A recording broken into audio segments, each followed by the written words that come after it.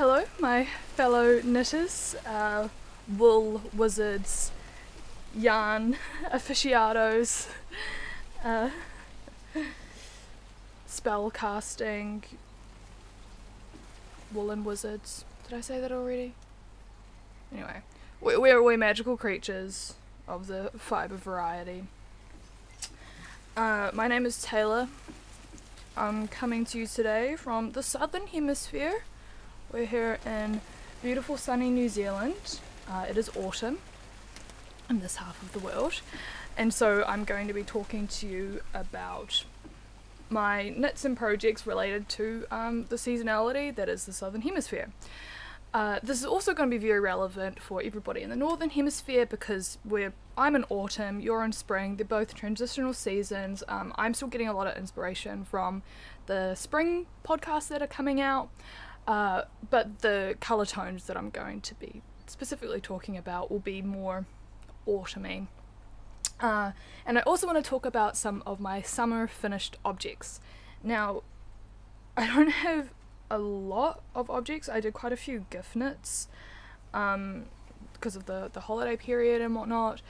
And I also, when I first re-entered knitting last year, I totally assumed that I had more capabilities than I actually did. I originally learnt to knit when I was like 6 or 7 from my grandma, who knitted this for me this year. This is I think sweater number 13 by My Favourite Things Knitwear. Let me just check that. Is it sweater number 13?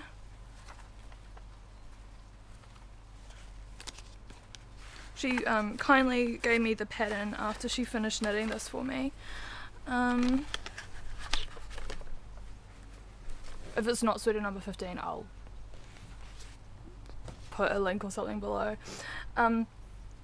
This has a modified collar though. The original design has a fold over collar, but I asked my nana to just do the collar like this. And this is made out of the CaMaRose Snefug in the colour soft white, I think. It's a beautiful fibre. Also made this out of it, just like a little shoulder slipover thingy. It's got a high cotton content. It's like a cotton chainette, and then the alpaca, I think it is like blowing in to the chainette. This is, oh, what was the pattern? Sorry, we're just gonna go off on tangents, and you're just gonna come with me. That's how this is gonna happen. This is the Snefug Snood. There is a pattern that was written by a yarn store where I purchased this fibre, and it's very easy to make. No short rows or anything like that. Just a little triple rib shoulder cover moment. Oh yeah, but what was I talking about? I was saying I started knitting when I was 7, then went off on a tangent about how my nana taught me how to knit and knitted me this. And when I got back into knitting last year, yeah, I assumed that I still had more residual knowledge from when I was knitting when I was a lot younger. And that led to some interesting projects, a few things that I need to return to, and I really need to just unravel them and start again, but I'll show you a few of those kind of starter pieces, just to give some context. Oh my gosh. I don't know if you guys also have random yarn trolleys like this, but this is also my way of limiting my yarn purchases, because if I can't fit it in the trolley, then I shouldn't have it. To be fair, I do have a couple of bags of yarn that don't fit in the trolley and that are elsewhere. Trying to exercise self-control. It's a work in progress. But the trolley is really great because I can just move it around to wherever I need it but it just means things are a little bit all over the place, which is very much representative of my life. So this is one of the first things I knit. This is in a yarn from Spotlight. So Australia, New Zealand is I think the only 2 countries that have Spotlight, so you'll be able to access this yarn. This is a Abbey Road yarn.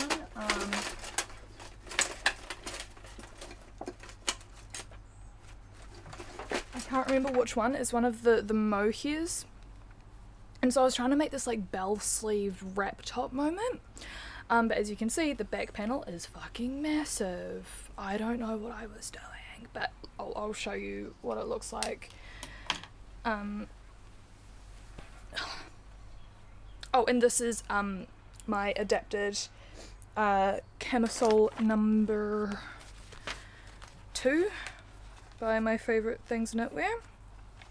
I knitted it on bigger needles than the pattern because I had a yarn, Camisole number 2, because I had a yarn, I didn't have a fingering weight yarn, I had a DK weight yarn, and so I like calculated down 2 sizes below the smaller size because I wanted this more fitted look.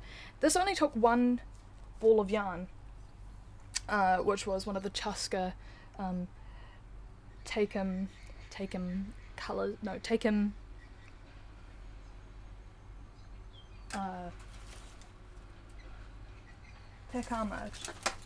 Chaska Takama DK, also from Spotlight, that has 70% cotton and 30% alpaca.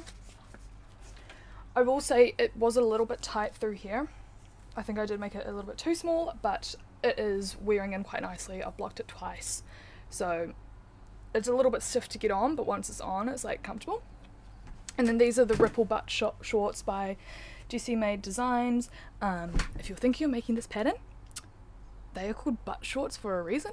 I cannot wear these anywhere other than like around the house, but they are super cute. Quite a fun little pattern. But anyway, back to this disaster. So I'm loving the bell sleeve moment, but I made the armholes way too tight. Like it's quite, like I can't even pull it up all the way because it's so small. And this was me trying to adapt like a crochet pattern, like using the shape of the crochet pattern and being like, I can totally figure this out. And then also using a pattern by Josefina of the Winter Bunker, her first pattern release, her elephant sweater. I used that pattern to also inspire how I was going to knit the sleeves. But I wish I just found like a pattern to follow. I think that's one of the things I've learned is like, yes, I love to make up my own designs, but I need to acquire a certain knowledge base before I just dive into things, because then it's like, that's why I don't have many finished objects, because I've just gone too hard too fast and not planned or thought about it or gauge swatched or anything. I still don't gauge swatch, but I actually understand the concept of gauge, and like I can't just use like needle sizes and whatnot. So lots of progress has happened since I really got back into knitting last year. So you can see, I don't know, there's like a whole thing going on there. But this is going to be such a pain to unravel because of the mohair, and it's such a sticky yarn. So this has just been sitting in my trolley, taking up precious real estate as I try to decide what to do with it. So this is one of my earlier knits. This little set was obviously a bit later. Still, like the shorts fit great because I actually followed the actual pattern. The top could have made it a little bit bigger, but honestly the fit is great now, so I think I did it right. Is there a spider in my top? No? Anyway. Oh, there it is. I'm gonna try go in order of things. Summer knits. This was another let's try to merge 3 different patterns into one and make a t-shirt. It's not a t-shirt.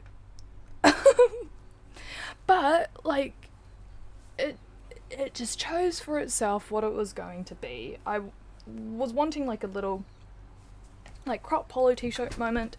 I was taking inspiration from a couple of vintage patterns.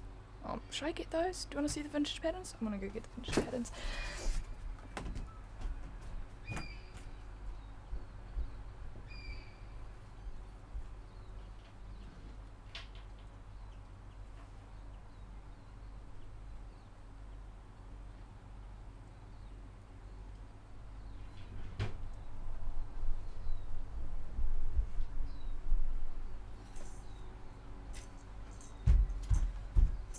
Also, just another bit of randomness, head torches are amazing. I use this all the time when I'm knitting and like, I don't know, watching a movie or in bed and I don't want full overhead lights on.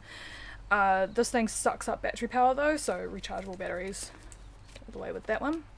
I don't know, just random things that help me knit that might help you. Oh, and also they're like, there's these tubes that you, obviously I've got to hold stitches instead of waste yarn, but they're tubes, so you like plug the end of it onto the end of the knitting needle and then you can just easily slide them from the knitting needle off or like back on. Definitely worth the investment. I think you can get like a much cheaper version at Spotlight. These were quite pricey, but I love the little tin and I keep stitch markers in this, and this comes with three cables, one that's 150 centimeters and 2 that are 75 centimeters. And I'll get to this shortly. Vintage patterns that I used to create this thing, which is knitted out of a DK weight cotton, Flinders cotton, 100% cotton from Spotlight as well. So I was using this pattern, it's Scandinavian number 7112. I got this from the antiquepatternlibrary.org. Fantastic resource if you're wanting to get some more vintage patterns. I really like knitting in the round though, and everything vintage, as far as I have seen, is always knitted flat and then sewn back up. So I did adapt this, so I was working bottom up in the round and making the increases for like shaping the torso for the back and front panels as suggested in the pattern, but like at the same time as I was knitting in the round. This is an inside out, you can see on the purl side, but I quite like the purl side because how the collar rolls and it looks quite cool. Might look a bit weird with this underneath, I can't see. Oh, hello vision. And then this was the other pattern that I was kind of working off of as well. Looks nothing like either of those patterns, but we're fine with that because this is cute, little summery thing. I did not go up a needle size for the body from the ribbing. If I did this again, I would use a smaller needle size for the ribbing. Yeah, so this is the back. I don't know if you can see that. Yeah, and I did this weird like crochet join and you can see it sits quite far back here. I had to knit frog and knit this so it was longer, because I tend to make my armholes like too small. I think I'm just impatient. Yeah, the cotton that I used, it's okay. It's doesn't look fantastic after a few wears. I made a garment for my sister that used that same cotton, but in green and white. If you follow me, I didn't even introduce myself properly. I'm purl.jade on Instagram, and I should be on this YouTube channel that I'm going to make as well. purl.jade is me. And if you follow me on Instagram, I have been working on this green vest for ages. I'll put some photos in. It was going to be many different things. I also started that one based on a vintage pattern, and it ended up like a... I'll get it. Hold on.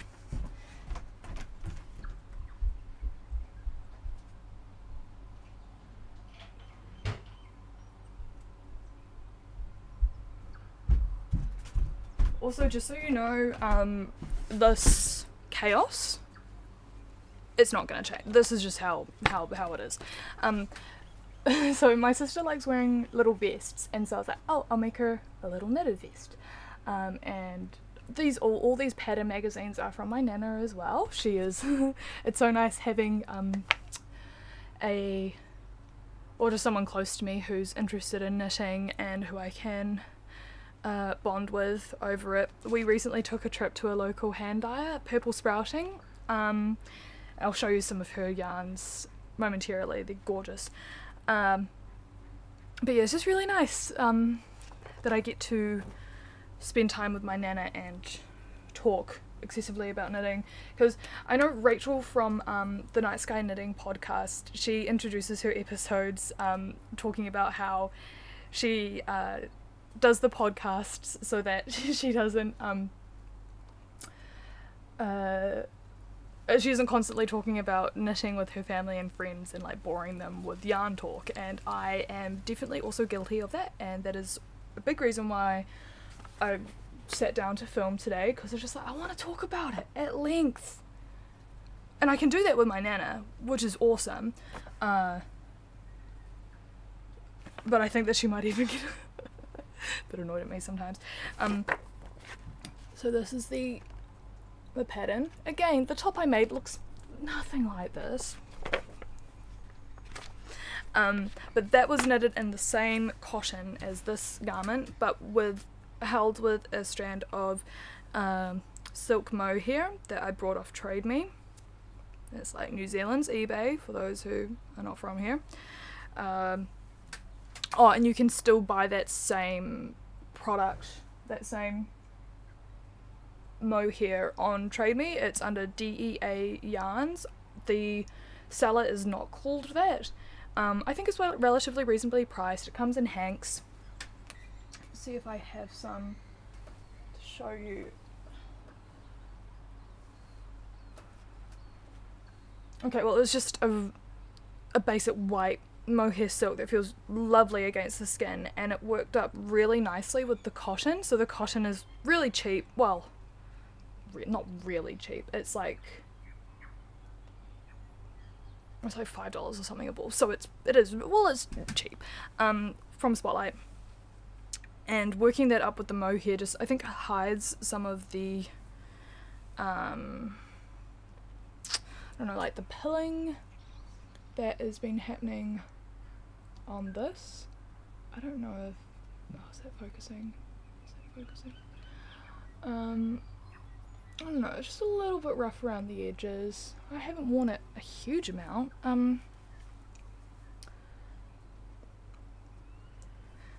Like, it's fine. It's just me being fussy, I think. Okay, oh, another summer garment. I'm definitely on a, like, making tops.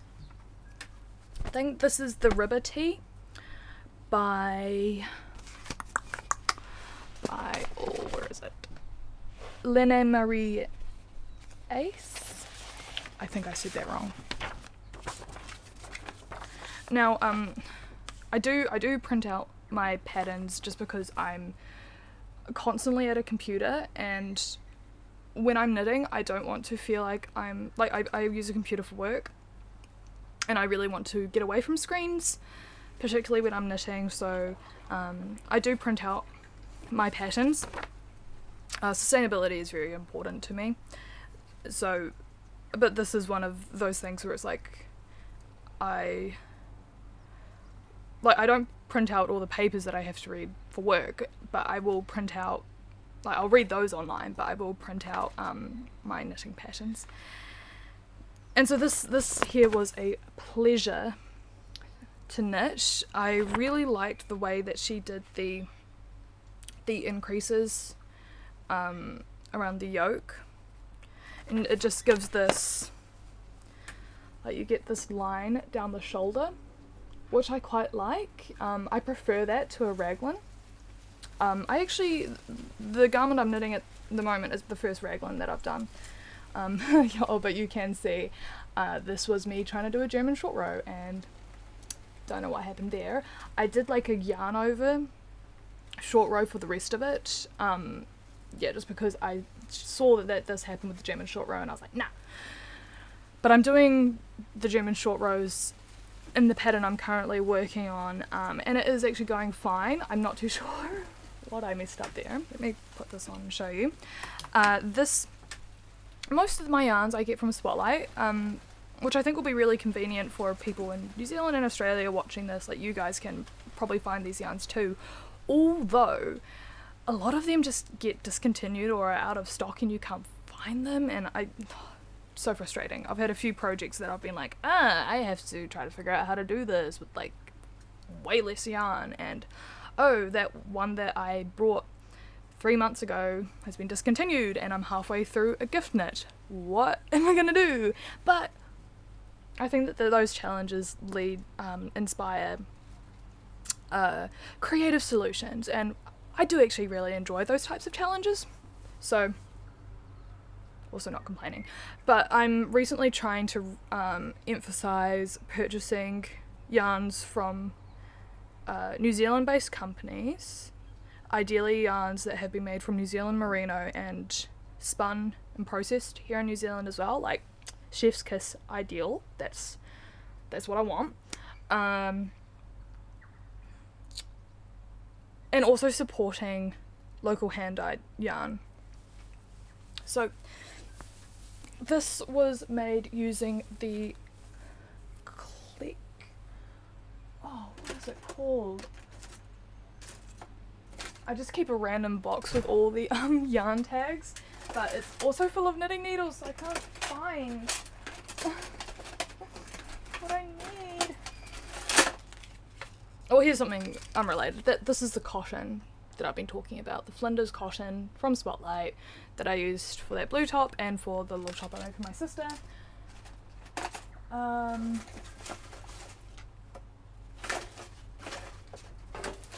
No, we're just gonna, oh my god. It's fine. Barely organised chaos. That's how I live my life. Oh, this is the mohair. DEA yarns. Sorry, the tag is ripped. Silk mohair. Oh.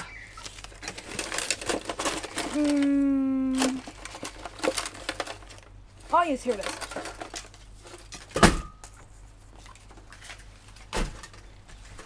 The Cleckheaton Nourish, 100% cotton, made in Italy. I really like this fibre. The cotton is more expensive and different from the Flinders cotton. I think it has a bit more sheen, more shine. I haven't even put it on properly, sorry. Yeah, I just really like this little top. And so you got the decreases under the arm. I would have started the decreases a bit earlier if I did it again, also knitted this on a needle size bigger than the pattern and with a yarn bigger than the pattern, but I just knitted a size smaller than what I would usually do, and it worked out very nicely. This yarn was on clearance recently, and so I purchased the amount that I could get of 2 more colours. So this was on clearance for $10 a ball. It's 50 grams for 100 meters. So it's still pricey, but I really like how the fibre feels, and knitting with it, it's really nice to knit with.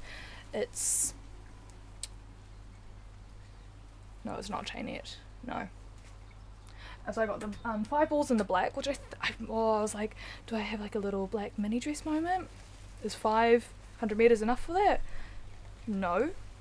And so now I'm thinking of doing like, I'll see if I can find a picture of my inspirations and like throw them up so you can see what I'm talking about. But I want to make like a long sleeve rib top moment, like a little tight cardigan, and then it's joined with like little purl buttons, but there's like spaces in between the buttons, so it's like it's stretched across, and then there's like a little bit of skin. It's quite a trendy thing at the moment, I think, that style, so I'll see what I can find on Pinterest and put some pictures up. And then I got this like gorgeous cobalt blue of the same cotton, and yes, have a look at that. Come on, focus, you can do it. If I click on it, does it work?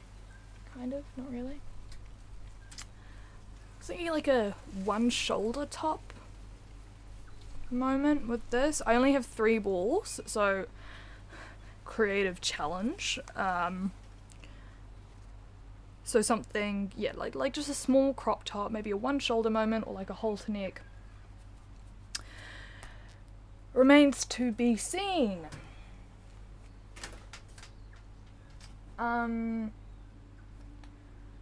This was a recently partially finished object. I still have to put in the elastic.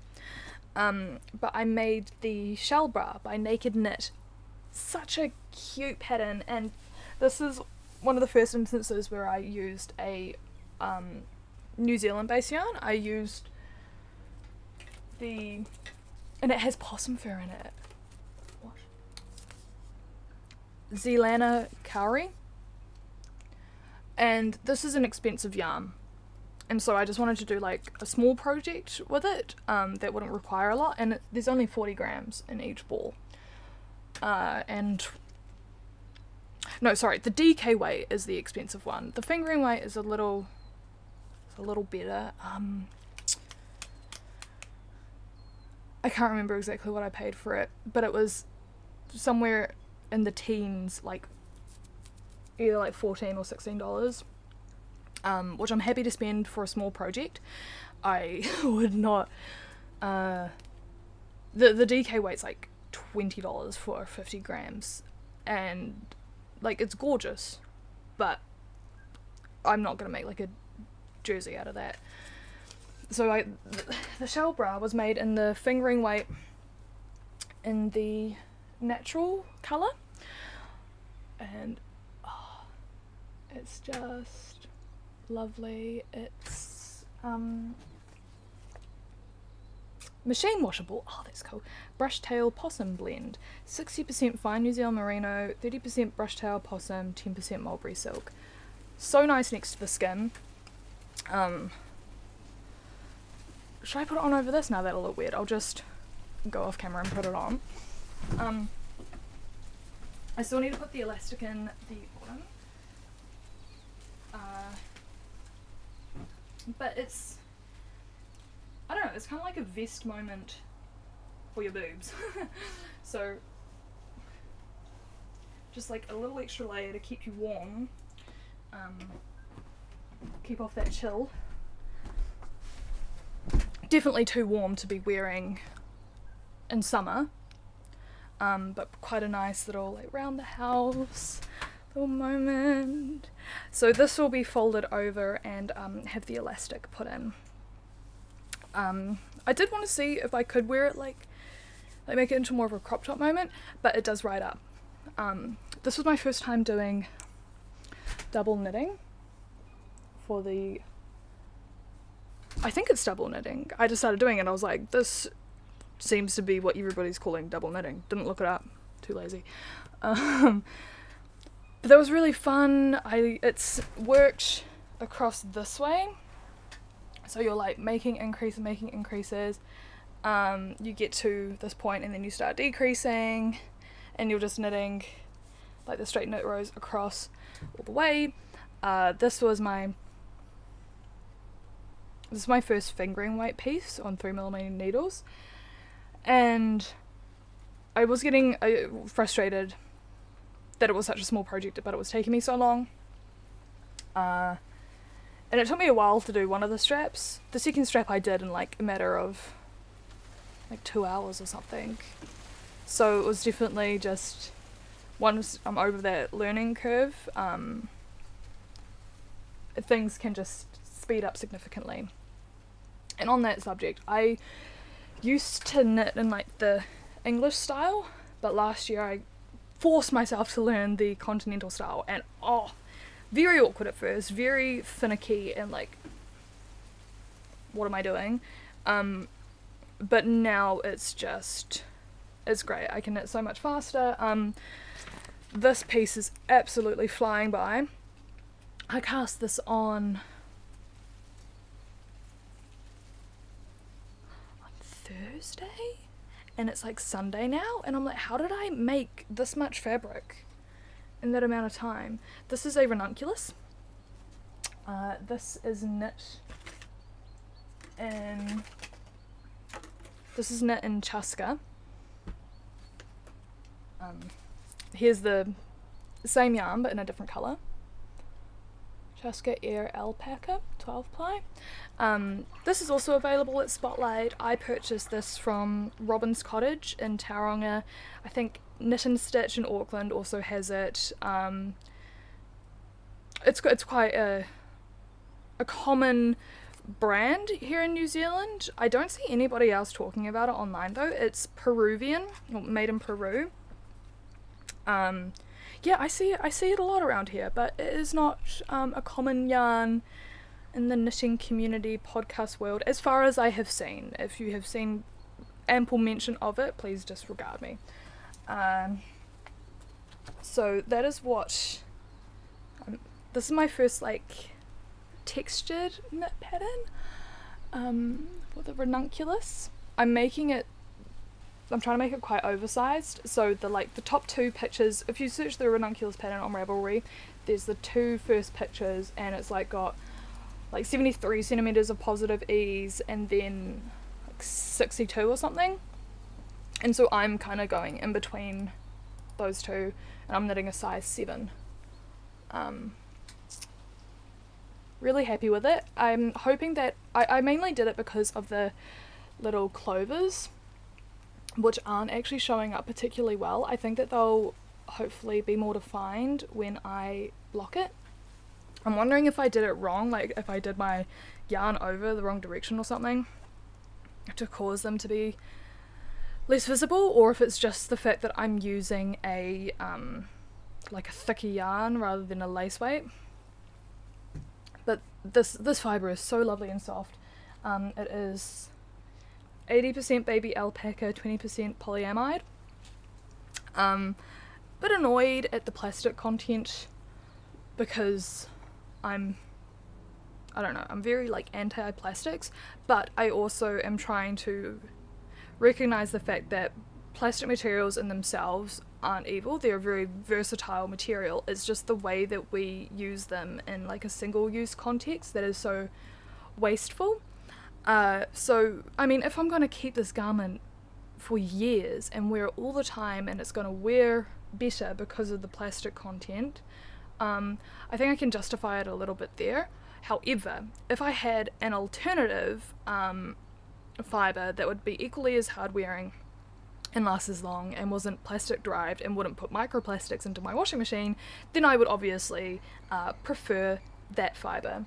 I'm really interested in whether a hemp fibre could be a replacement for plastics in this context, because hemp, the bast fibres, the outer part of the hemp stalk, are incredibly strong. They're like one of the have one of the highest tensile strengths of natural fibres.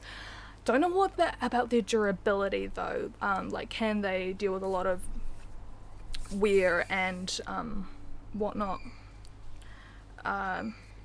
Something to look into. I'm really interested in exploring that space of plastic alternatives for hard wearing, like sock yarns and whatnot. I do know that there are some 100% wool sock yarns out there, and I am interested in trying those. But yeah, if you have any recommendations in that space about plastic-free yarns, sock yarns, please pop them in the comments. I would love to hear any recommendations. Where was I going with all this? So I've shown you lots of things all over the place.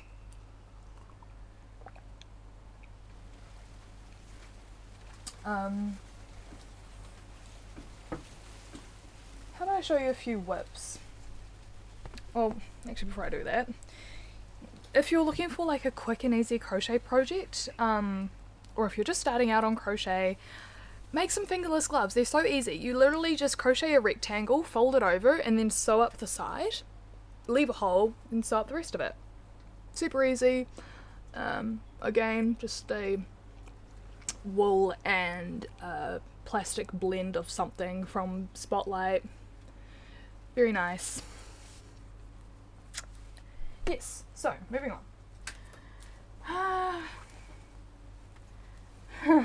Another Chaska yarn. This is a Chaska super bulky, which I literally just had. Oh yeah, Arawi. 65% superfine alpaca, 35% acrylic. Plastic, yeah.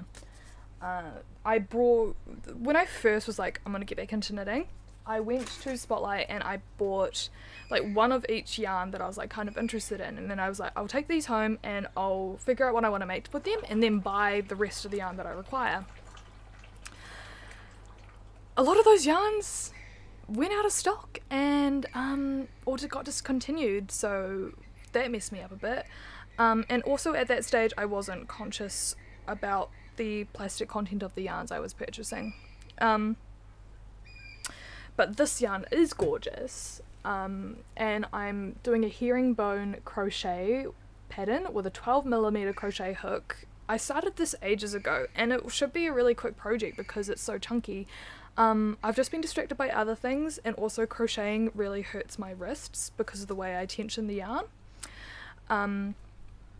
I need to add some type of short rows or the equivalent of in the back because it sits quite low, and then I've just got these almost like bat wings. Like, see, I'm doing this oblong shape that's going to be the sleeve. I don't know, maybe like a magician sleeve moment. A little bit of magic going on there. Yes, that's my bulky thing.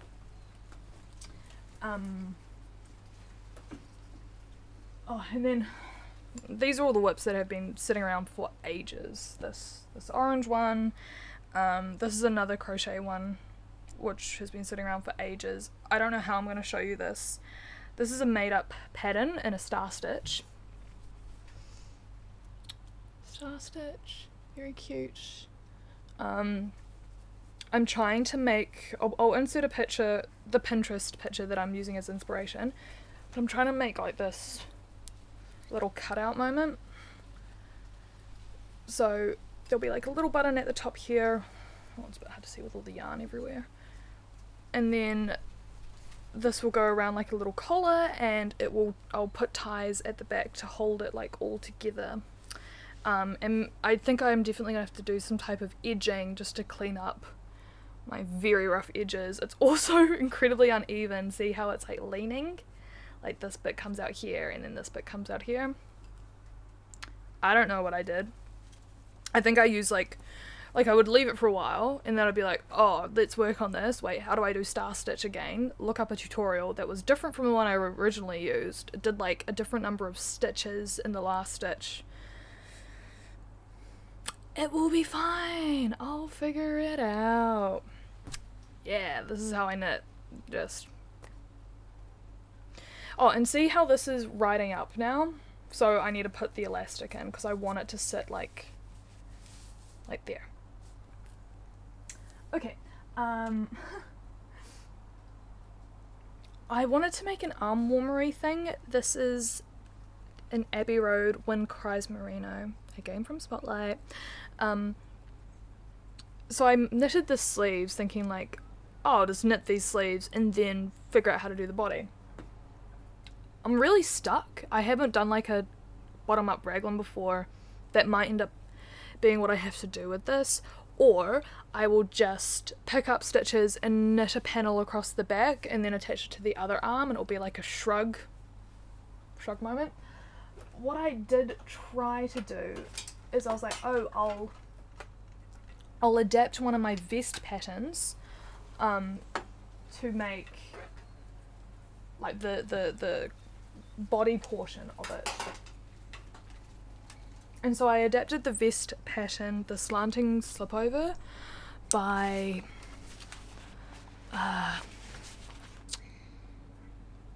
Venzel Knit by Anne Venzel. She has some really cool stuff and some really pretty colour work. Her new patterns that she's coming out with the colour work, I'm like, oh, very nice. I will show you the original of the pattern that I am currently working on.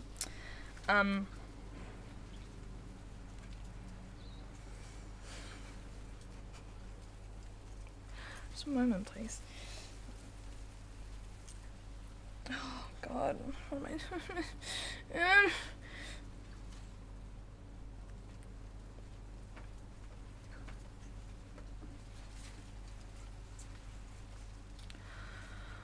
Oh, the struggle. Okay, hold on. No, I can do this. I can put on this needled thing. The reason it's tricky for me to put it on is because I've got both sides of the back panel on one needle, and so, okay, if I do it like that. Yes.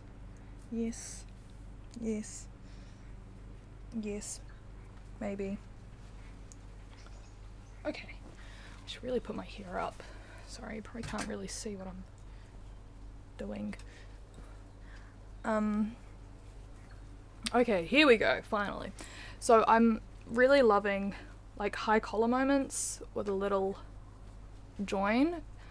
So I think I've made this too small, frankly. But the idea is that it would join there, you've got the little bit of a slant going down here, and then these panels will slip under the arms and link to the back. And then I'm trying to achieve the same crescent shape on the back panel right now. This is done in a twisted rib, and so the idea is that I would somehow connect these sleeves, but I'm kind of liking the moment of like the sleeve sitting down here, but then how do I connect it to the top?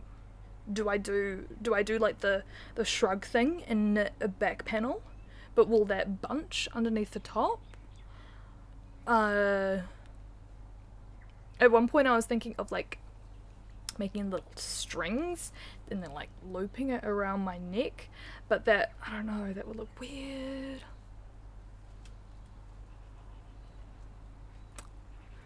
This one has been sitting on the needles for a long time just because I can't figure out what to do with it.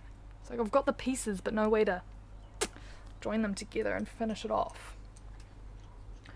So this is the actual Slanting Slipover. Also in the CaMaRose Snefug yarn, the same one that was used for this and for this. feathers, and it, like this awesome gold. So you can see here, that's the front panel of it. I wasn't keen on the textured middle section at first, but I've really grown, like textured stitches like this have really grown on me. I think that's also thanks to working on the Ranaculus. So yeah, got the twisted rib down the sides. I don't know why I haven't worked on this. It's probably because it's been so hot for so long. Like it's only, like the season's really starting to turn now. It is getting colder, so I think I'll be more interested in returning to these projects that have been sitting for ages due to them just being a little bit too warm to work with over the incredible summer that we've had in New Zealand. It was so nice. But you know, seasons, things change, and an endless summer isn't actually the best thing. I used to live in Abu Dhabi, and one of the things I miss most about New Zealand was like seasons. Over there it was just hot and then hotter plus humidity, but it's really, I think it's something that's really underappreciated is how the world changes at seasonal times. So that's why I'm so excited to like knit for that seasonality. Yeah, it's something I really appreciate about New Zealand is our distinct seasons, but each one's quite lovely and comfortable. Like we don't get awful hot summers or awful cold winters, obviously depending on what region you live in, but it can be, yeah, I don't know, New Zealand's just a comfortable place to live in my personal experience living here. So this is also, I think, the Wind Cries merino. I tried to crochet a bralette all the way around, and I've since learned my lesson with that you need some type of, sorry, is that wind annoying? Can you even hear me?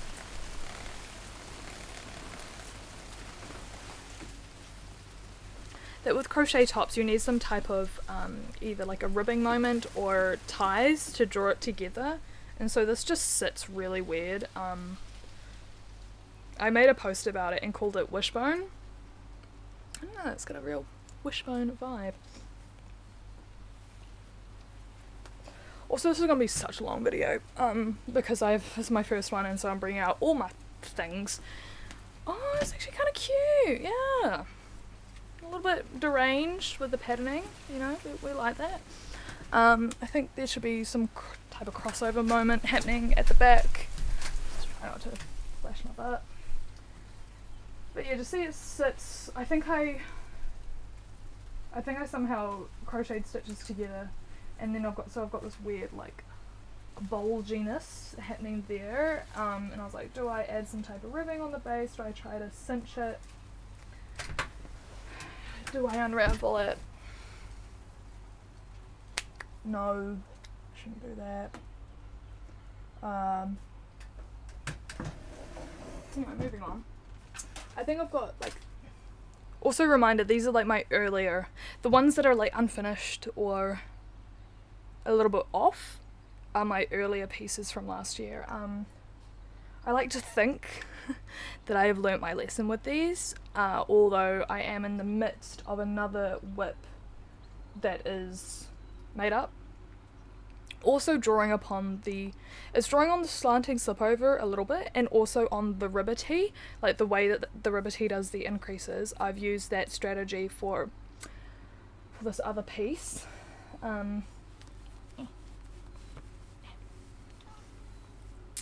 Excuse me.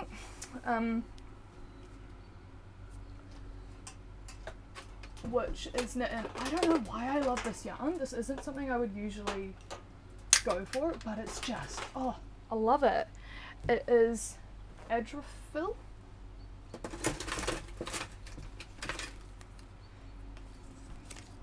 It is, I got it for $13.70 from Robin's Cottage. I really hope I'm saying that right. It's a knitting shop in Tauranga. That's the label. Is that clear?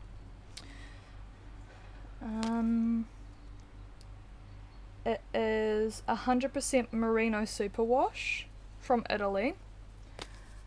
But you know, the merino probably came from New Zealand. Don't you just find how ridiculous the manufacturing process is? Like how one item will travel to like 3 different continents to get produced. That's why I really want to just support stuff that's been grown, spun, processed, dyed, all in New Zealand. Like, I think that's so cool, and when I do find those yarns, I do want to, and if I like them, obviously, I do want to support that. But that's just me. That's my personal way of living my life. That's how I like to do things, and that's my ambition. But that's not going to stop me from, if I find a gorgeous yarn that I really like that was made in Italy, like this one, I'm not going to be like, oh, I can't buy it because it wasn't made in New Zealand. Like, I'm still going to get it, because at the end of the day, knitting is for me. This is my hobby. This is what I love. I like to include my own personal values, obviously in the process, but this is for my happiness. So this is, yeah, using those same like shoulder increases. Also look at the pattern. Oh, it's just coming out so nice. And it's very similar to that. Where'd it go? Where'd it go? I'm just surrounded by yarn right now. Oh no. This thing. So it's the same type of like little collar cinch moment, but I think I made it like a lot better fitting, so it's not as tight. So there's the little collar done in a twisted rib, and then it comes to this point, and then there's just decreases all the way down the front body. And so I still haven't separated for sleeves. I'm sorry, it's on this tiny cable, so you can't really see what's going on. But this is going to be a high collar arm warmer type thing, so it's going to come down here, and I might make like a little matching crop top to go underneath it in the same fibre, so it can be like a complete top moment, but there's the option of switching it out with other little crop tops such as this one.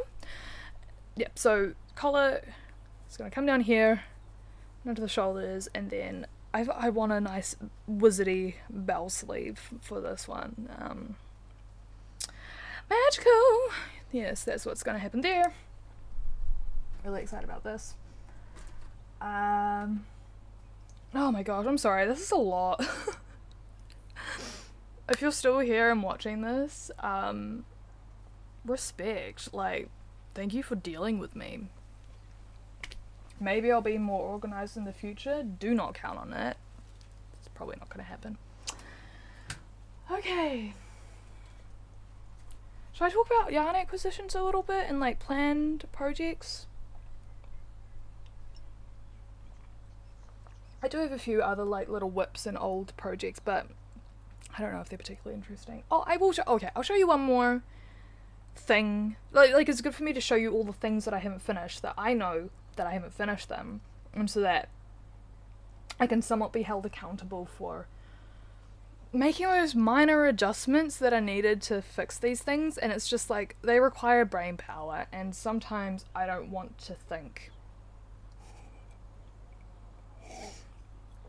Yep. And okay.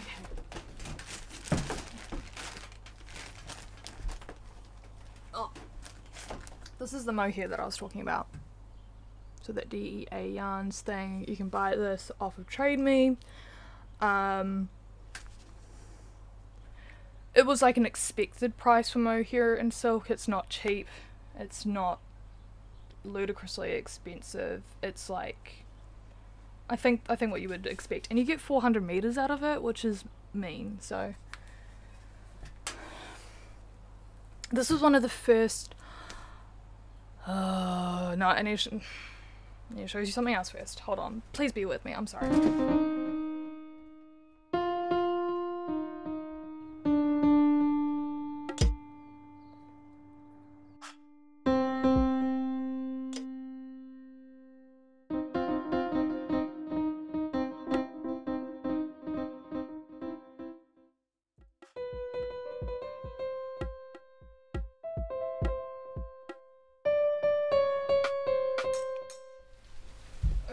mind, it's in like storage. It's in like a suitcase in my wardrobe where I put a lot of my heavier winter things. But it's like a really thick scarf made out of this yarn. The reason I wanted to pull that out and show you is because that was the piece that kind of got me back into knitting. I made that scarf, then I made a scarf for my mother out of that same yarn that I used for the wrist warmers. Oh my god, where did it go? Here. So I made a scarf for my mum out of this, and then I was like, knitting, crochet, yes, let's go. Oh, this is a cat toy. Repurposing yarn, you know, so I'm being practical. And then I made this little crochet bra moment, but I made it out of wool that I had left over from when I was knitting as a child, and it was wool that my nana had given me, so it's not nice next to the skin, but I've seen these really cute pictures of people wearing like little crop tops or vests over white shirts, and I'm like, could I make this into like a white shirt moment? Or do I find more of the, because it's quite revealing, I need to do like another line in along here just to get more coverage. And then, you know, it's I really like the patterning that I did with the crochet, just crocheting one of the other colour in underneath the crocheted line. Oh, I should finish this. See, this is why I wanted to bring it out, because I'm like, now I see that it's cute, and I remember, and I will finish it. I'm gonna say that now, so I am held responsible. Oh, and then I have this. Oh, I'll get the other one.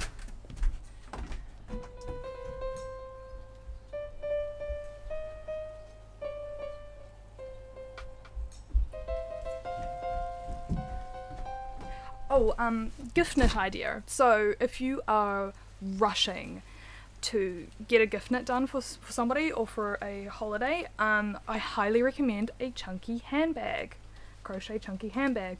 You can work this up in like a matter of hours, less than that. I just made up this pattern, very easy. You just start with a rectangle, you work the rectangle until it's long enough to fold in half to become this section.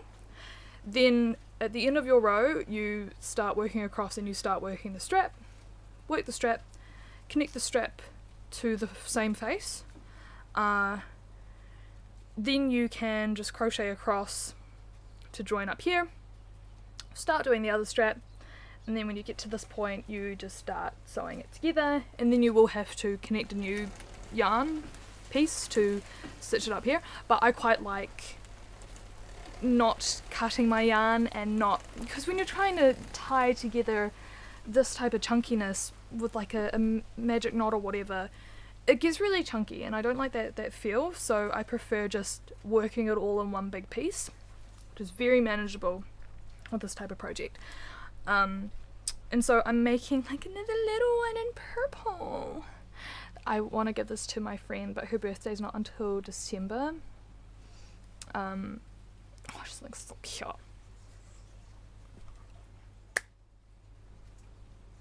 Okay. Now, plans, knitting plans. Sorry, this is surprisingly tiring, just talking. Maybe I'm just easily exhausted.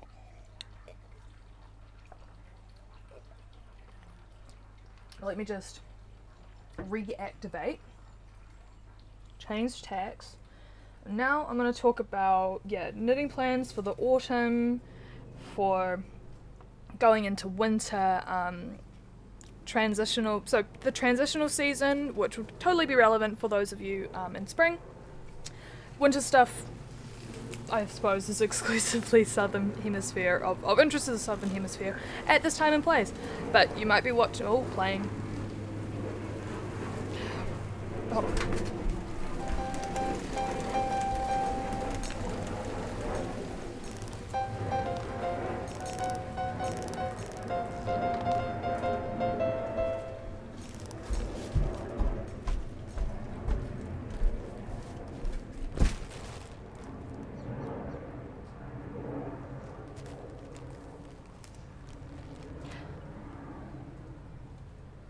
I thought I would just take that opportunity while the plane was going past to grab something, a yarn acquisition that I wanted to show you.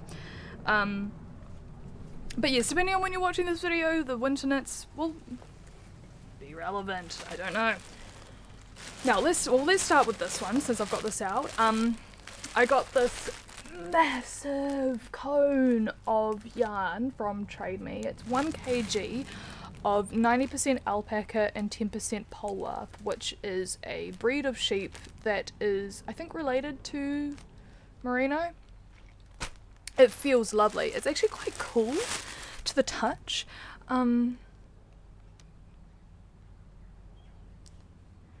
yeah, just so soft. I really wanted to knit the this one pair of socks out of it, but because there's no, I was really scared that it was gonna start like felting and stuff because there's none of that like nylon content. So I have since purchased more yarn, which is on the way, that I'm like, okay, I'll use this to knit the socks. And the sock pattern is by a Ukrainian designer, and it is called, sorry, I'm just trying to find it on my laptop.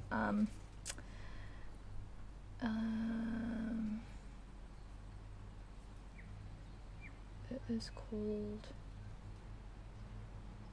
do I even have it here? Oh.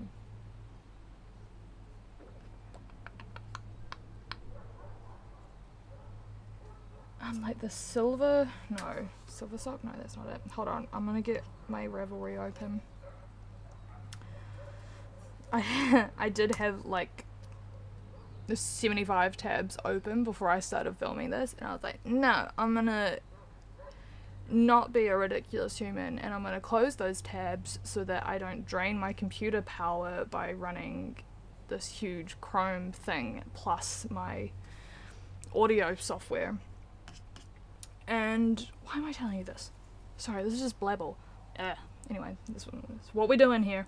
And I had all those tabs open with all my patterns and whatnot, and now I don't have them open, but I will find it momentarily. Where is it? Oh yeah, the Silver Night socks. They are this gorgeous sock with this leaf detail running up them, and the first picture of the pattern is in this gorgeous white, and I just can't get that out of my head. You know when you see a pattern and it's in a particular colour, or you see somebody else work that pattern in a particular colour, and I'm like, I'm so sorry, but I have to copy you.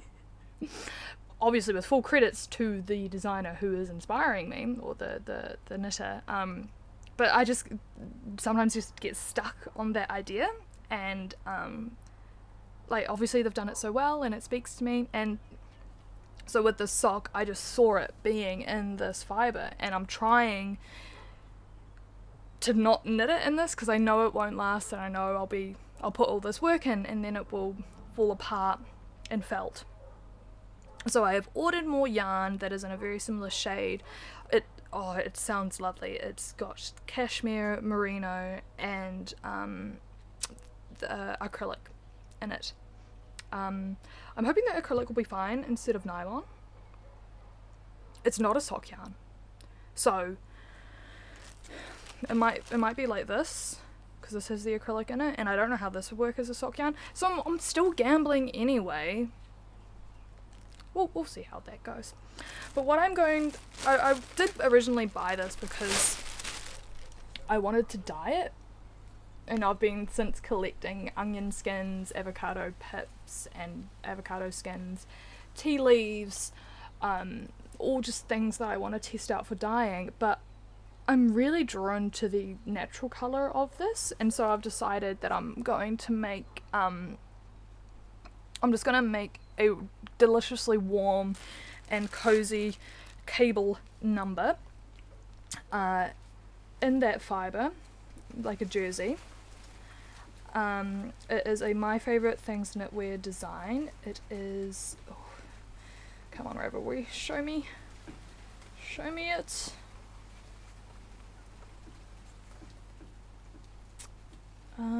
Oh, please tell me it's in my favorites. It has to be in my favorites. Maybe you already know it. It's like a cable V-neck by My Favorite Things Knitwear. Oh, I don't have it. Okay, hold on.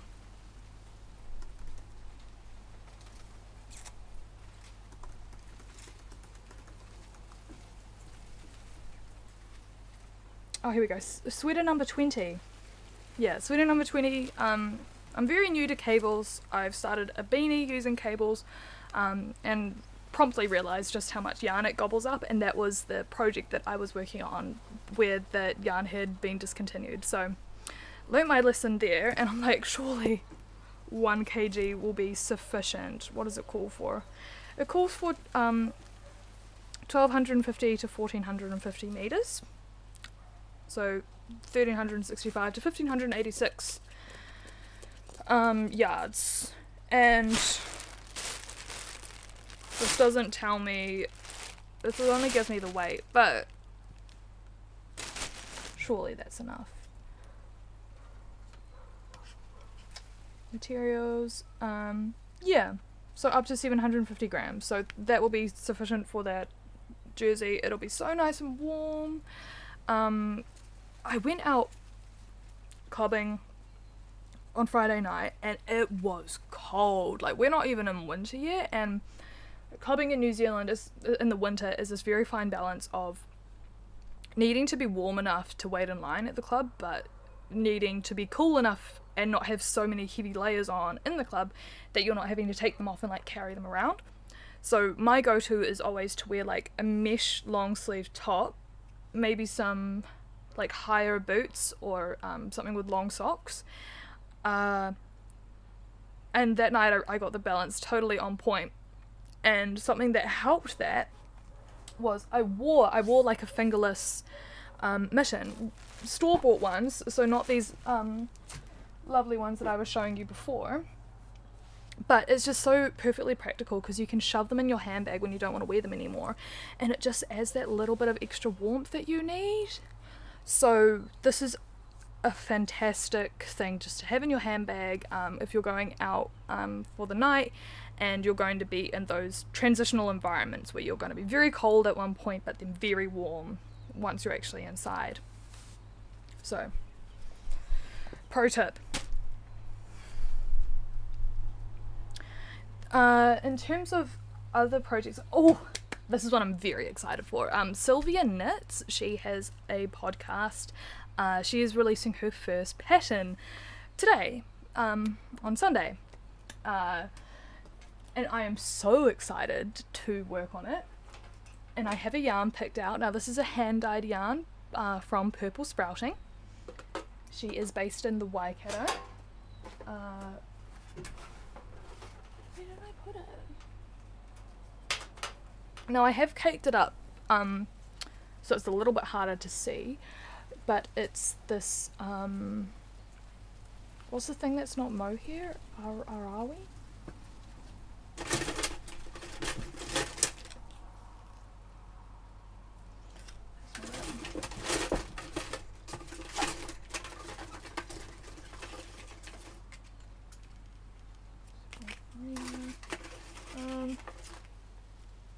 Oh yeah, Surrey, sorry, baby Surrey alpaca with, so 74% baby Surrey alpaca, 26% mulberry silk. It is so nice and soft. I'm going to knit her Peony Sweater. I didn't say that, why didn't I say that before? And this, which is this gorgeous, like big loose fitting V-neck collared sweater. I think that knitting it up in this, because this will like match together a little bit, this Surrey alpaca, and I think it will give kind of like a field days vibe, like a swan dry a swan dry kind of look, which, you know, I'm very excited to see how this will knit up. And I also got the same colorway, which is Dust Storm, in this 100% superwash merino DK weight. And I'm just really interested in how the colors turn out on the different fibers. So I got this one, she also had like a fingering weight, but the white is more prominent in this fiber, I think, and I wanted that little bit of extra contrast. And so I'm not sure what I'll make with this. I do kind of want to make something that will match, maybe an undershirt, like a really warm tank top that goes underneath this as a layering piece, or like a little weird corset moment that goes over top of the big baggy Peony Sweater. And well, if I did the corset moment, I also have leftovers of that cotton that kind of works well with that colour tone, and I have some other Chaska alpaca cotton yarns, so the same as this. This is in a lighter colour that could also work with it. Well, at least I know if I make a piece out of this fibre, I know that it could go well with this colour palette. Now, onto this fibre. So this, yeah, I did talk about that a little bit with this, the shorts and the top I was wearing before. It's a cotton alpaca blend. The alpaca makes it ever so slightly itchy when you first put it on, but it goes away really quickly. I am completely comfortable wearing these right now, and also blocking helps to get rid of that sensation. And so now it's just like this nice kind of light. It is a little bit warm. Would not wear this in the middle of summer. It's like okay to wear in the current autumn temperature, where like we are still having quite hot days, and so if it does get too hot, I do need to change out of it, even though it's quite a skimpy little outfit. But it is quite nice as just a warmer layer just to have underneath, like this type of jersey. So what I'm planning maybe to make with these is the cable shorts by, oh, what's her name? Let me find it. Should I cut these like random pauses out? I feel like I don't know. I should make it not boring. But I want to make the cable shorts with this. Oh, no, that's not where I want to be. Okay, folks. Cable shorts by Cozy Cable Shorts, excuse me, by Anne Catherine Bush. Bush. I apologise if I am pronouncing your name wrong, Anne. The shorts are so cute. I've got 2 balls of this. Spotlight is having a sale on Thursday, a VIP like 40% off sale, and I'm like, okay, if I decide that I'm going to make these cable shorts, I'll go and get that yarn on that day, just so I know that I've got the quantity that I need. This can get quite expensive if it's not on sale, and the reason I originally purchased it is because it was on sale, so I don't want to buy it full price. And I did kind of want to get shorts that would match this. Like the grey doesn't look very nice against the cream, but it does look nice against that. Does it look nice against the brown? I originally wanted to knit it up in like this possum blend, but that would be a very expensive pair of shorts, and I think it would be too warm. Like this might even be pushing it. No, actually, I wanted to knit up the cable shorts in this, but this is, what did I say? Merino and alpaca and Polworth, which is a kind of a merino, so very hesitant to knit up a pair of shorts in such a warm fibre. I don't think that would be a good idea. So not going to do that. What am I saying? I'm sitting here in a crop top that's been made out of like a warm fibre. I never claimed to be a logical person. Just putting that out there. hold on, what am I going to talk about next? Okay, that's the shorts. That's the shorts. Cool. The Peony Sweater. Can't wait for that pattern. Oh, now this. I am in love with this colorway. This is also by Purple Sprouting. It is her Most Excellent Mushroom colorway. Oh, just look at those little rust flecks in it.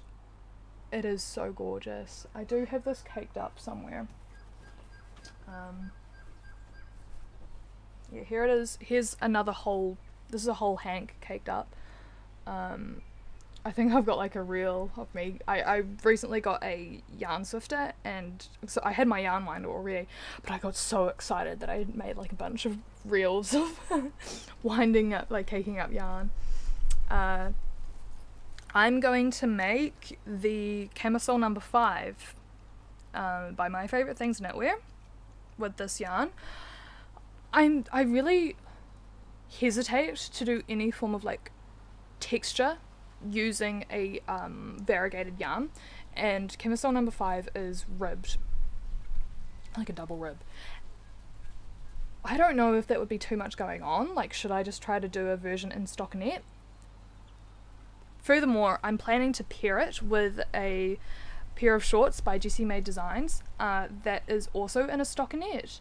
So I'm like, do I do a full matchy match, or do I go like to design and do the ribbing, because I won't get, you know, it'll be a looser fit, but this is merino, a superwash merino, so it's going to grow and stretch out anyway, and I am going to get that looser fit. I think I'll do it in stockinette. And the shorts that I want to pair it with in the same colorway are the light summer shorts by Holly C. Watson. I'm so sorry, not Jessie Made Designs. I think Jessie Made has a similar pattern, but I want to make Holly C. Watson's light summer shorts. Yes. Very excited to make this. Now on to Ocean Knits. There's a few. I bought her Made You Look collection because I knew that I wanted to do a top with short sleeves, and I knew that I also wanted to do a dress, and she had like a buy two get one free for the 3 patterns, because there's the top, the blouse, and then the dress. So I got all 3, and I'm going to mix and match some of the pattern features.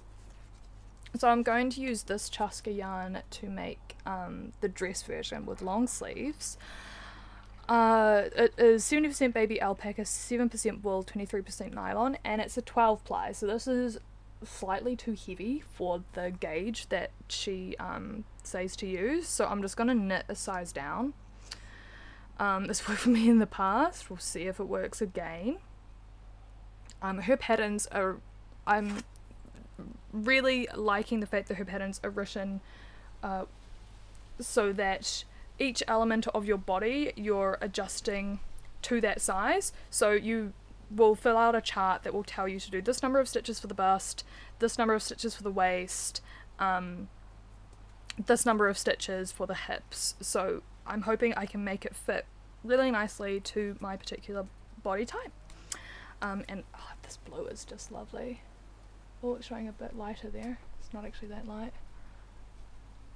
Oh no, that's kind of true to colour. And then I want to make the Made You Look top, but I'm going to use the blouse pattern for this section because I don't really like the ribbing that's on the top. And I'm going to make it out of the Chaska alpaca ear in this gorgeous little baby blue. There was a designer who made this top. I'll insert her name on the screen because I can't remember it off the top of my head, but she made it in this baby blue, and she did a little ribbon instead of the I-cord for like the drawstring, and I thought that was so cute. I had already planned to use a baby blue for it, but I'm definitely going to take inspiration from her version of the top, and I think I'll also do a ribbon. So shout out to that person. Her name will be on the screen somewhere. I'm so sorry, I can't remember it off the top of my head. And that's going to be short sleeves, like a little puff sleeve moment, a little baby blue blouse. I had originally planned to do that blouse in a indica yarn. Oh no, yarn on the floor.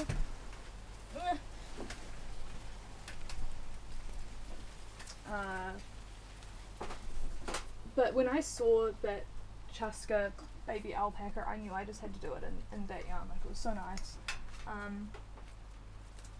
So this was the yarn I originally intended to use for that. Actually, I intended to use this for the Daphne top, and then I just ended up buying all the Ocean Knits designs, and I was like, okay, they're kind of like a similar vibe. The Daphne top is by Friday Knits.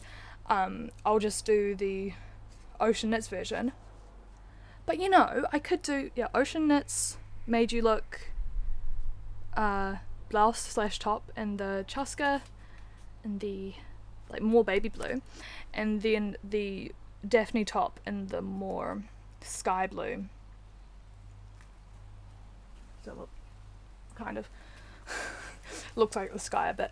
In this Indiquita DK, which is 100% luxurious baby alpaca, and this I think is from Peru. I think this is a Peruvian yarn. Oh, Michael? Isn't that American? Made in Peru.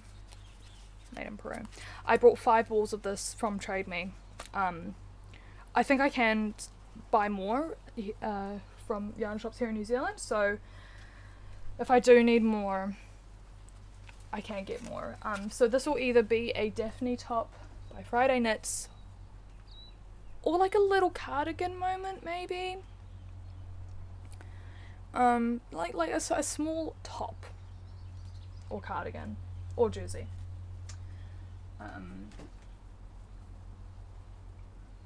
I also got this lovely yarn. There was only 2 balls of it left at the Tauranga Knitting Centre, I think it's called. This was $10. It is an Italian yarn. It is a 100% cotton. Filatura di Crosso Baby Dolce Amore print. That's backwards. Good luck with that one. I'm sorry. Okay. I just love the pattern on it. So this is going to be a crop top. This is not going to get made anytime soon. Don't know the pattern yet. Only got 2 balls of it. I'm going to play some hella yarn chicken. That's going to be fun. Oh, back to purple sprouting. I haven't actually knit up anything using her yarn yet. But I do have a few different things in stash. And I've typically only brought like 1 hank of each to then go forward and decide what I want to do. And I suppose it's a little bit risque because I don't know what will happen in her life or whether she'd be able to make more yarn for me. But the hanks are still quite big. Like, I was thinking maybe a little vest moment with this gorgeous yarn. Oh, I had that label out. The colorway, I think this is the label for it. If I'm wrong, it'll be on the screen. But the Holly Go Lightly, and this is again the 74% baby seri alpaca and the 26% mulberry silk. It is so soft and lovely, and it's like a sunset. And I originally got this to pair with a 4-ply cotton, Flinders cotton, again from Spotlight. But I think that the purple just makes it a little bit too cold, and I'm quite liking just the warmth of this on its own. So maybe it will be a vest. Maybe I might take inspiration from Regan Makes Stuff. I think that's her Instagram handle, because she does really gorgeous loose knit like mohair pieces, like little vests with this like awesome stitch detailing, a little bit like freehand, a little bit yeah, just very lovely silhouettes. And I think the other Instagram account is Bow Meadows. She also does a similar approach of like varied textures and fibre weights, and yeah, just and typically on bigger needles. So I might do something in that kind of very playful style using this yarn. Looking forward to working on that. This is a cake of another colourway by Purple Sprouting. This is so nice. This is a fingering weight superwash merino. It's quite stretchy. I want to make like a little spring dress out of it, but I'm very conscious that the merino could be really good because it's moisture wicking and could be quite nice for a summer piece. But I just brought, like, there was Knit and Stitch was having a sale on 10 packs of white cotton, like 8-ply white cotton, $2.50 a ball. I was like, I can dye it, I can hold it double with this to make the dress, just to lighten it up a little bit, and also add in the white just to break up the colours. So I think that's the plan with this. Maybe a made you look style with the little ruffle bra section. That's the plan with that. This is a lot. If you're still here, again, legendary. Thank you for dealing with my sporadicness. We're nearing the end. Stick in there. I don't think I've got too much left to talk about. Oh, there's this one thing that I started crocheting, which is like, well, you can't even see what it is.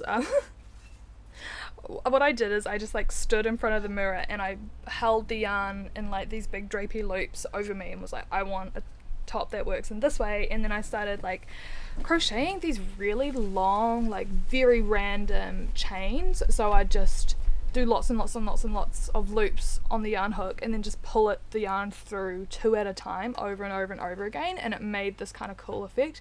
And I was thinking like a mermaidy, like fishnetty looking dress that would go over like a bralette and shorts, or like a mini jumpsuit or something, or over a pair of togs at the beach.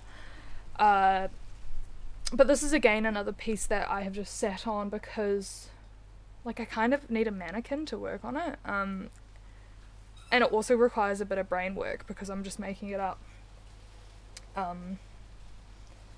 So I'll either keep oh, and I also like sewed in my broken 3.5 knitting needle just to hold it together like a little Flintstone moment. Who knows? Who knows? I certainly don't. Or I will try to make like the little cropped polo t-shirt moment that I was attempting to do with this. I might like actually try to execute it again using this yarn because I got 5 balls of this. This is again the Chaska Takama DK cotton and alpaca blend, but this is the Takama colours. What else we got? Oh yes, another one from Purple Sprouting. My Nana loves the colour red, and I'm going to make her some little fingerless mittens in this that have this gorgeous patterning on the outer hand. I will show a picture. That's a gift knit that I should cast on soon. Her birthday's just passed, so I'm too late for that.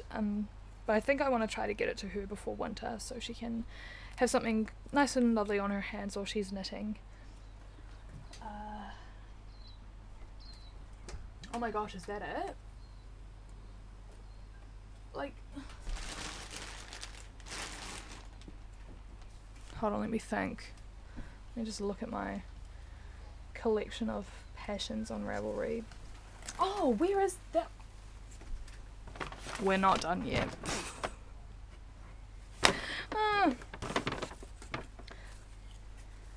I recently went to Yarn On, which is a knitting shop in Hamilton that also has an online store. I've purchased from them online previously, but I just wanted to go in and check out, like, touch everything. There's only 2 balls of this left. Look at that. I I just love that twist on it, and the colour is so vibrant. I couldn't leave without it. And each ball is 100 meters, so I'm thinking like a little vest moment that is for over top of like a white shirt, maybe with the like it's a deep V-neck on the front and the back because I need to minimize the amount of yarn I'm using, and then it's just a front panel at the front and the back that ties at the side there. That's what I'm intending to make for this. At the same place I also got this, I'm having a bit of a green obsession lately. I got this green mohair that's Kremke Soul Wool Silky Kid. 72% mohair, 28% silk. It feels lovely. No, there's a reason why I'm showing you these yarns in quick succession. This is from Eden Cottage Yarns, which I believe is a yarn dyer based in the UK. I brought 13 balls of this off Trade Me. I have a reel of this on my Instagram, and it's perfectly colour matched to like the natural world around me at my home, which I think that's why I love the colour so much, because it is drawing on the greens that I am blessed to be surrounded by. And I started like, I don't know, knitting this collary thing very much in the spirit of Regan Makes Things, or Regan Makes Stuff, and Bow Meadow. Also, this is just off the top of my head, these Instagram handles, I've probably gotten them wrong, so I do sincerely apologise for that mistake, and I will do the corrections written in text. But this is using those 3 yarns, so there's like a little mohair moment there, and then I quite like the dark green against the light green there, but I'm probably gonna frog this because I do really want to do that little vest moment. This was just me getting a little bit creatively carried away, which you can see also happened with this blue thing. So just making problems for myself, which is a total life trend. But I'm thinking, I'm really struggling to know what to make with this because I've got 13 balls of it. What's the meterage?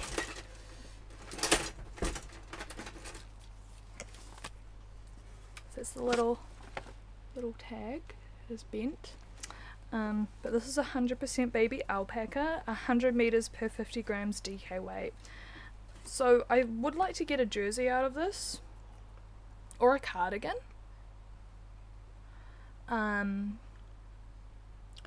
Oh, Tiffany from Typical Bliss just finished a cardigan by Petite Knit. I can't remember what it was called, but I quite like the texture with it. I want to do a textured piece with this, maybe like a big cable down the front, or the one that's similar to what Tiffany Lou made. Where is it? Oh no, that's not it. Wrong designer. Oh, there's also the Cannelloni Sweater. That has the big cables down the front. They could also look kind of cool in this. Alright, Patina, where are you? There you are. Where's your designs? I haven't actually made anything by Petite Knit before. I think because I'm just scared of a big project with small needles.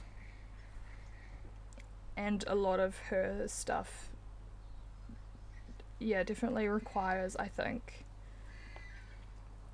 the commitment to finish it. And I struggle with commitment to finishing things.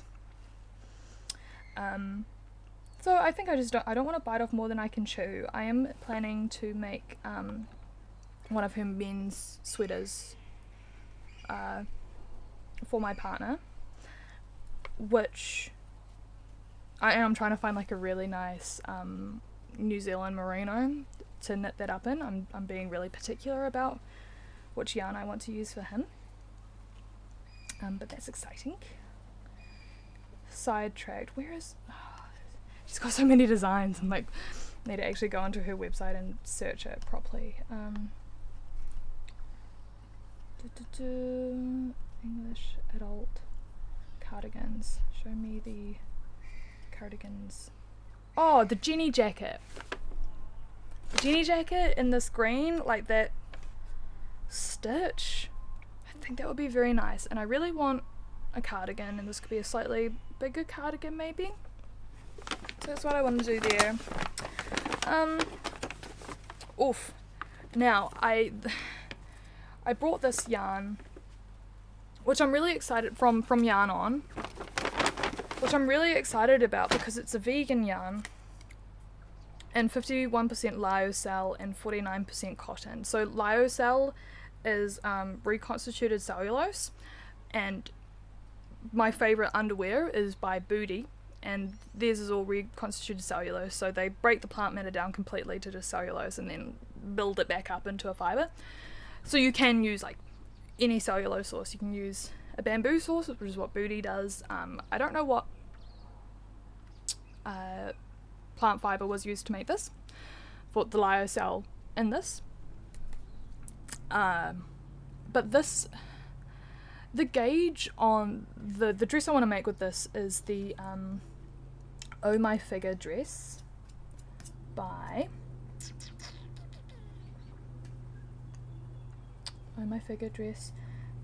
Steen Jorgensen. Oh My Knits. I do apologize if I incorrectly pronounced your name. The dress is gorgeous. I saw a photo on Pinterest, which I'll put up here, of a machine knit like designer dress that I just loved, and then I came across this pattern and I was like, I can make the dress now, because the ribbing detail, like the ribbing like diamond figure shaping that happens in this dress, was also in the Instagram picture, and it was made in this gorgeous green. And as I said before, sometimes I just can't get the colour that I've seen the item in out of my head, and I'm also going through a green obsession.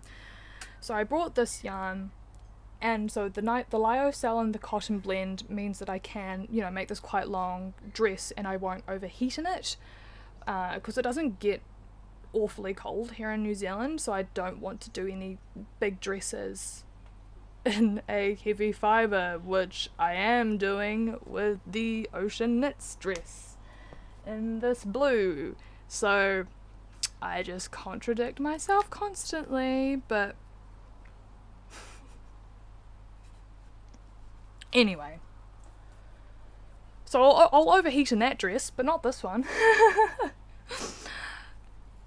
The gauge that the pattern asks for, though, it confuses me. It's quite tight, and this is thicker than what is required in the pattern, so I'm just gonna figure that one out. And I'm gonna see if I can make it work with this. I only purchased one ball of it, just to see, you know, if I could wrangle it. I think this might be my last thing to talk about. And this actually isn't complete without the buttons that I want to put on it. So this is again from Purple Sprouting. It's this, I think it's called Malibu, the colorway. It is just gorgeous. I was originally going to pair it with this cotton, and it's quite a good color pairing, but now I'm thinking I actually just want to do like a really light cropped cardigan in this, and in this alone. Maybe I'll make like a dress out of this that can very easily be worn underneath the cardigan. And the reason I want to do a cardigan is because I recently purchased a gemstone bracelet, which I'll grab. Hold on.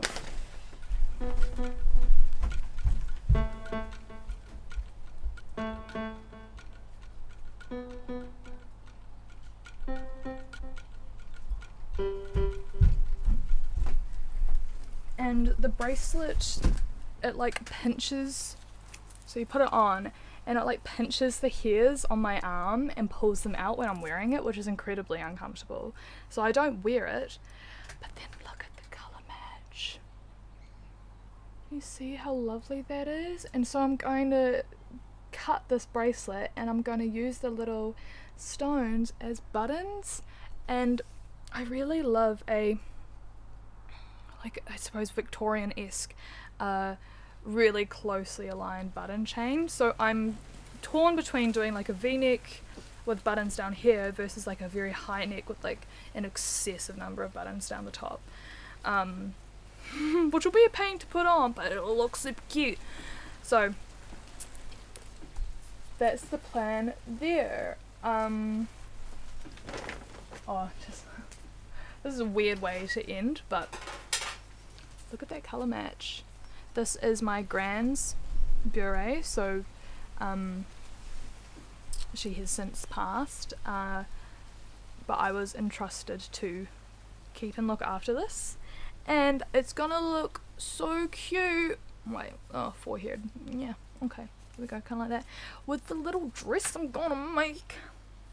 So this is this, I feel so French, a long sleeve. Oh, maybe I do like a bracelet length, a 3/4 sleeve.